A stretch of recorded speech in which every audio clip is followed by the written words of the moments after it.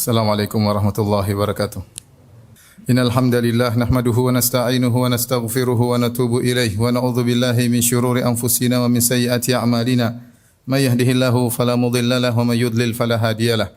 Wa asyhadu an la ilaha illallah wahdahu la syarika lah. Wa asyhadu anna Muhammadan abduhu wa rasuluhu la nabiyya ba'dah. Ya ayyuhalladzina amanu taqullaha haqqa tuqatih wa la tamutunna illa wa antum muslimun. Fa inna asdaqal hadithi kitabullah wa khairal huda huda Muhammadin sallallahu alaihi wasallam wa syarrul umuri muhdatsatuha wa kullu muhdatsatin bid'ah wa kullu bid'atin dhalalah wa kullu dhalalatin finnar. Ma'asyiral muslimin, usi nafsi wa iyyakum bittaqullah faqad fazal muttaqun. Sesungguhnya di antara ibadah yang mudah, pahalanya sangat besar, namun sering dilalaikan oleh sebagian kita adalah membasahi lisan untuk berzikir kepada Allah Subhanahu wa taala. Nabi sallallahu alaihi wasallam telah mewasiatkan kepada salah seorang sahabat, la yazalu lisanuka ratban min dzikrillah. Hendaknya lisanmu selalu basah karena berzikir kepada Allah Subhanahu wa taala. Terlalu banyak dalil-dalil yang menunjukkan bahwasanya berzikir adalah ibadah yang sangat agung dan sangat mudah dikerjakan, mendapatkan pahala yang besar, dan kapanpun bisa dikerjakan oleh seorang hamba. Dan di antara sekian banyak zikir yang agung adalah istighfar. Beristighfar kepada Allah Subhanahu wa taala. Zikir dengan istighfar mendapat perhatian khusus dalam syariat. Karenanya Nabi sallallahu alaihi wasallam bersabda, "Tuba liman wajada fi sahifatihi istighfaran katsira." Sungguh beruntung seorang yang di hari kiamat kelak mendapati catatan amalnya banyak istighfar. Dia sungguh beruntung, kata Nabi sallallahu alaihi wasallam. Oleh karenanya Nabi sendiri sering beristighfar. Kata Rasulullah sallallahu alaihi wasallam, "Innahu la yughanu ala qalbi wa inni la astaghfirullah fil yaumi mi'ata marrah." Sungguhnya hatiku seakan-akan tertutup, ada sesuatu yang menutupi hati Nabi sallallahu alaihi wasallam, yaitu ada sesuatu yang membuat hati Nabi tidak enak. Maka Nabi sallallahu alaihi wasallam mengatakan, maka aku beristighfar kepada Allah setiap hari 100 kali. Dalam riwayat yang lain kata Nabi sallallahu alaihi wasallam, ya ayyuhal mu'minun tubu ila Allah, wahai orang beriman, bertobatlah kepada Allah. Fa inni atubu ilaihi fil yaumi mi'ata marrah. Sungguhnya aku bertobat kepada Allah Subhanahu wa taala setiap hari 100 kali. Kita sadar bahwasanya di zaman ini sangat mudah bagi kita untuk bermaksiat kepada Allah Subhanahu wa taala. Baik tatkala kita sedang di luar rumah maupun di dalam rumah. Karena medsos, ya, setiap orang pasti memilikinya. Dan jika seorang sudah memiliki HP, sudah memiliki medsos, dia pasti bermaksiat. Pasti bermaksiat. Entah bermaksiat dengan apa yang dia lihat, entah bermaksiat dengan apa yang dia dengar, entah bermaksiat dengan apa yang dia baca, yang dia komentari, dan itu pasti dia lakukan. Betapa banyak aurat wanita yang kita lihat di medsos. Dan lama-lama kita terbiasa. Sementara lisan kita enggan untuk beristighfar kepada Allah Subhanahu wa taala. Oleh karenanya seorang berusaha untuk banyak istighfar karena dia sadar bahwasanya dosa setiap hari dia lakukan. Kalau dahulu orang berdosa, dia keluar dari rumahnya, maka dia akan banyak melakukan dosa. Jika dia menetap di rumahnya, maka dia terhindar dari banyak dosa. Namun di zaman sekarang berbeda. Seorang dalam rumah pun tidak bisa terhindar dari berbagai macam dosa. Selama dia bisa mengakses internet, dia bisa melihat apa yang dia lihat, maka dia tidak akan luput dari perbuatan dosa. Belum lagi dosa-dosa yang lain. Ini menekankan kita untuk sering beristighfar kepada Allah Subhanahu wa taala. Di antara hal yang menekankan kita untuk banyak istighfar kepada Allah Subhanahu wa taala, tidak mampunya kita untuk bersyukur kepada Allah Subhanahu wa taala atas banyak kenikmatan yang Allah berikan kepada kita. Sungguhnya setiap nikmat yang Allah berikan kepada kita wajib untuk kita syukuri. Karenanya para ulama menyebutkan di antara hikmah ketika seorang keluar dari jamban atau dari toilet kemudian dia berkata ghufranaka, ya Allah ampunanmu. Kenapa? Karena dia telah mengeluarkan kotoran dari tubuhnya. Dan itu nikmat yang luar biasa. Seandainya kotoran tersebut tertahan dalam tubuhnya, maka akan menimbulkan banyak penyakit. Dan dia tahu, ya Allah, di antara sekian banyak kenikmatan adalah Engkau bersihkan tubuhku dari kotoran ini dan aku tidak mampu untuk mensyukurinya. Maka seorang berkata, Ghufranaka, ya Allah ampunilah aku. Lihat nikmat yang Allah berikan kepada kita sangat-sangat banyak. Kalau kita mau hitung tidak akan mampu untuk kita hitung. Yang ini semua menekankan kita untuk banyak beristighfar karena tidak ada di antara kita yang mampu untuk mensyukuri nikmat tersebut dengan sebagaimana yang seharusnya. Kemudian di antara hal yang membuat kita semakin ditekan untuk beristighfar karena kita tidak bisa beribadah kepada Allah dengan yang seharusnya. Siapa yang bisa salat dengan khusyuk yang luar biasa, yang sesuai dengan keagungan Rabbul Alamin? Tidak ada yang mampu. Karenanya orang-orang salihin, mereka mencontohkan kepada kita di penghujung ibadah mereka beristighfar kepada Allah Subhanahu wa taala. Lihatlah kita setiap salat, selesai salat kita beristighfar, astaghfirullah, astaghfirullah, astaghfirullah. Habis salat, bukan habis bermaksiat. Tapi habis salat. Kenapa? Ya Rabbku, aku tidak mampu untuk salat sebagaimana yang Engkau kehendaki, ya Allah. Begitu aku bertakbir, pikiranku melayang kemana-mana. Astaghfirullah, astaghfirullah, astaghfirullah. Lihatlah bagaimana orang-orang salihin setelah mereka salat malam. Kata Allah Subhanahu wa taala, "Wa bil ashari hum yastaghfirun." Dalam ayat yang lain, "Wal mustaghfirina bil ashar." Dan mereka beristighfar di waktu sahur. Siapa mereka ini? Ini orang-orang yang malamnya mereka salat malam, siangnya mereka bersedekah, berinfak. Malamnya mereka salat malam, mereka tutup salat malam mereka dengan astaghfirullah, astaghfirullah, astaghfirullah, astaghfirullah. Mereka tidak ujub, mereka tidak bangga dengan ibadah yang mereka lakukan. Mereka sadar bahwasanya ibadah yang mereka lakukan penuh dengan kekurangan. Oleh karenanya, ya, Allah Subhanahu wa taala menyuruh orang-orang tatkala berhaji kemudian beranjak meninggalkan padang Arafah, Allah mengatakan wastaghfirullah, beristighfarlah kepada Allah Subhanahu wa taala. Haji, sudah mengorbankan uang, biaya, letih sampai ke padang Arafah, di bawah terik matahari berdoa kepada Allah Subhanahu wa taala. Fa idza afadtum min Arafatin fadhkurullaha 'indal masy'aril haram. Dan seterusnya kata Allah Subhanahu wa taala, wastaghfirullah, beristighfarlah kepada Allah Subhanahu wa taala. Lihatlah Nabi sallallahu alaihi wasallam di penghujung dakwah beliau, setelah beliau berdakwah selama 23 tahun, yang seluruh waktunya beliau perjuangkan untuk Allah. Tidaklah Nabi berdiri, tidaklah Nabi duduk, tidaklah bergerak, tidaklah berkata, tidaklah Nabi melakukan apapun kecuali karena Allah Subhanahu wa taala. Dan lihat bagaimana dakwah Nabi sallallahu alaihi wasallam berhasil.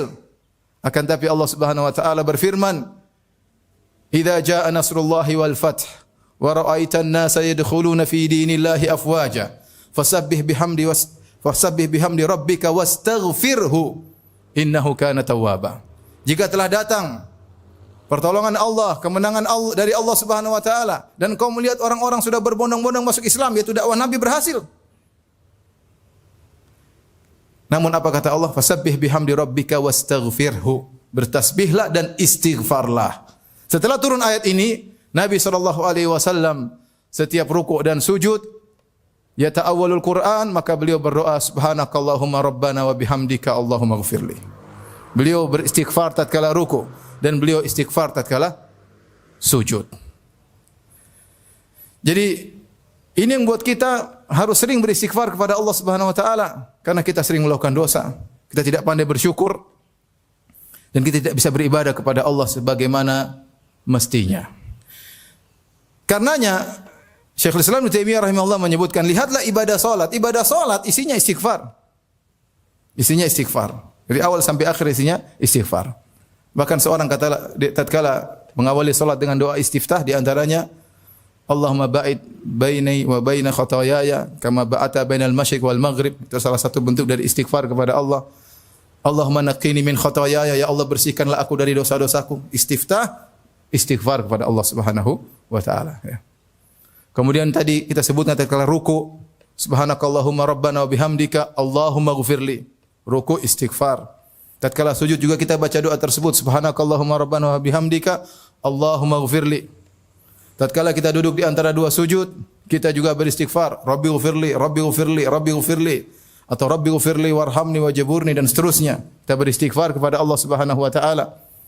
Kemudian tatkala kita berdoa di penghujung salat, setelah kita bertasyahud, Nabi mengajarkan doa-doa, di antaranya doa-doa, Allahumma ighfirli ma qaddamtu wa ma akhartu wa ma asrartu. Ya Allah, ampuni aku.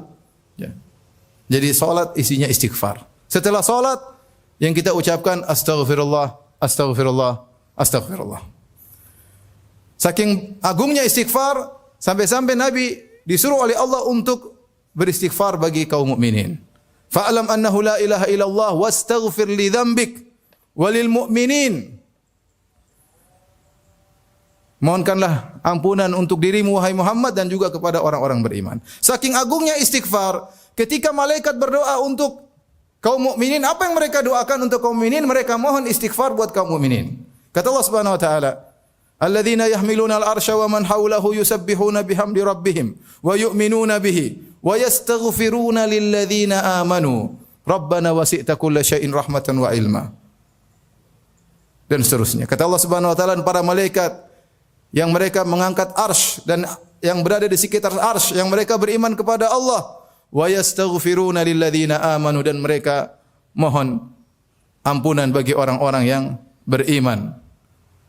Karenanya jangan segan-segan agar kita membasahi lisan kita untuk istighfar. Apa susahnya kita berjalan sambil astaghfirullah, astaghfirullah, astaghfirullah. Apa usahanya kita naik kendaraan sambil kita mengucapkan astaghfirullah, astaghfirullah, astaghfirullah. Apa usahanya kita nunggu antrian sambil kita mengucapkan astaghfirullah, astaghfirullah, astaghfirullah. Sangat mudah. Daripada kita bengong, waktu berjalan, sementara lisan kita tidak basah. Sungguh detik-detik yang kita lewati dengan tidak ada manfaat sama sekali. Oleh karenanya isi waktu kita untuk banyak berzikir, di antaranya beristighfar kepada Allah Subhanahu wa taala. Aqulu qouli hadza astaghfirullah li wa lakum wa li sa'iril muslimin min kulli dhanbin wa khati'ah fastaghfiruhu innahu huwal ghafurur rahim.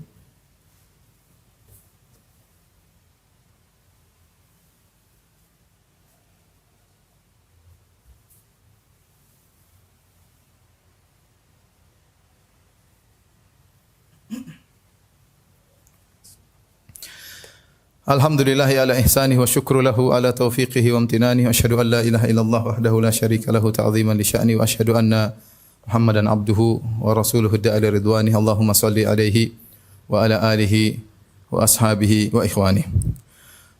Para sidang Jumat yang dirahmati Allah Subhanahu wa taala, sungguhnya istighfar mendatangkan banyak faedah di dunia maupun di akhirat. Ya, di antaranya seorang yang beristighfar akan dimudahkan segala urusannya. Karenanya diriwayatkan dari Ali bin Abi Thalib radhiyallahu taala anhu, beliau berkata, "Ma nazala bala illa bidzam wa la yurfa illa bitaubah." Ya, tidaklah datang bala, ya, musibah, bencana kecuali dengan gara-gara dosa, dan tidak diangkat kecuali bertobat kepada Allah Subhanahu wa taala. Nabi Nuh berkata kepada kaumnya, "Faqultu astaghfiru rabbakum innahu kana ghaffara yursilis samaa'a 'alaikum midrara wa yumdidukum bi amwalin wa banin wa yaj'al lakum jannati wa yaj'al lakum anhara ma lakum la tarjuna lillahi waqara." Aku katakan kepada mereka, kata Nabi Nuh kepada kaumnya, beristighfarlah kepada Rabb kalian. Sungguhnya Rabb kalian sangat mengampuni dosa-dosa kalian. Jika kalian beristighfar, yursilis sama alaikum midrara. Niscaya Allah akan menurunkan hujan yang lebat, yang berkah. Ya. Namun tatkala mereka tidak beristighfar, Allah turunkan hujan, tapi hujan azab. Wa yumdidukum bi amwalin wa banin, dan Allah akan memperbanyak harta kalian, anak-anak kalian. Wa yaj'alakum jannatin wa yaj'alakum anhara, Allah akan bukakan bagi kalian kebun-kebun, keberkahan. Allah akan alirkan sungai-sungai. Ya, ini contoh bahwasanya istighfar mendatangkan manfaat, bahkan manfaat duniawi.